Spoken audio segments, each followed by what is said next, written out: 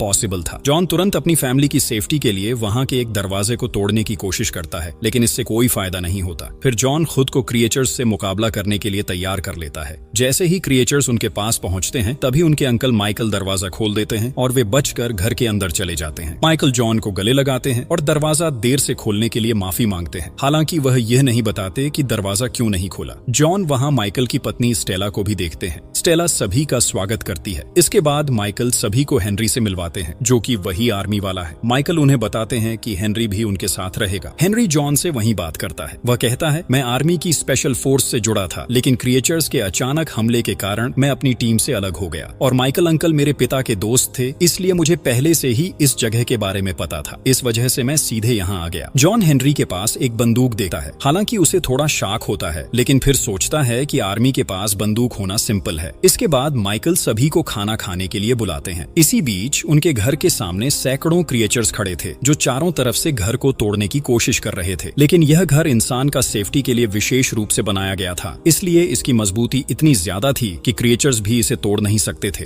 इस वजह से सभी लोग घर के अंदर काफी हद तक सेफ और निश्चिंत महसूस कर रहे थे। अब सभी लोग मिलकर खाना खाने बैठते हैं और 15 साल पहले हुए क्रिएचर्स के हमले के बारे में बात करने लगते हैं। वे बात करते हैं कि उस समय किसने कैसे बचाव किया। इस दौरान हेनरी कहता है, जब क्रिएचर्स पहली बार पृथ्वी पर आए थे, मैंने अपने आंखों के सामने कई लोगों को मारते देखा। तब मैं अभी नई आर्मी फोर्स में था और हमारा कर्तव्य था क्रिएचर्स से मुकाबला करना। लेकिन उसी काम के दौरान क्रिएचर्स ने कई मेरे साथियों को मार दिया और उनके शवों को तक खा लिया। सौभाग्य से मैं उस समय एक नाले में गिर गया था जिसमें नमक वाला पानी था। इस वजह से मैं बच गया, क्योंकि क्रिएचर्स नमक वाले पानी को सहन नहीं कर सकते। जब हेनरी यह सब बता रहा था, तभी माइकल जॉन को इशारा करके कहते हैं कि वह टेबल से चाकू उठाए। जॉन समझ जाता है कि हेनरी शायद अच्छा इंसान नहीं है, इसलिए वह तुरंत चाकू अपने हाथ में ले लेता है। फिर जब वे फिर से वहां बातें कर रहे थे, तभी सांप जैसी एक क्रिएचर वहां आता है और छोटे पाइप के जरिए से अंदर घुस जाता है। इसी बीच जॉन हेनरी से ताश खेलने की बात करता है, ताकि मौका पाकर हेनरी से उसकी बंदूक ले सके। लेकिन तभी हेनरी जॉन की तरफ बंदूक तानता है और कहता है, तुम लोग क्या सोच रहे हो? तुम्हारे चाल मुझे समझ नहीं आते। खेल के बहाने मेरी बंदूक छीनने की कोशिश कर रहे हो ना? और जब तुमने खाने के समय हाथ में चाकू उठाई थी, तभी मुझे पता चल गया कि तुम मेरे खिलाफ साजिश रच रहे हो। जॉन उसे समझाने की कोशिश करता है और कहता है, हम तुम्हारे खिलाफ साजिश क्यों करेंगे? हम सिर्फ यहाँ एक रात बिताने आए हैं, तो हमारे साथ ऐसा झगड़ा करना सही नहीं है। लेकिन हेनरी उससे बुरे बर्ताव करता है, जिसे देकर जॉन का बेटा जेम्स भी हेनरी की बंदूक छीनने की कोशिश करता है, लेकिन हेनरी उसे धक्का देकर गिरा देता है। तभी मियाँ सभी को कहती है, तुम लोग सभी शांत रहो। इतनी चिल्लाहट और शोर से सभी क्रिएचर्स यहाँ आ जाएंगे और फिर देखोगे कि हम में से कोई भी नहीं बचेगा। इस पर सभी लोग तुरंत चुप हो जाते हैं। लेकिन उसी समय सांप जैसी क्रिएचर वहां आ जाती है और तुरंत माइकल की पत्नी स्टेला पर हमला कर देती है।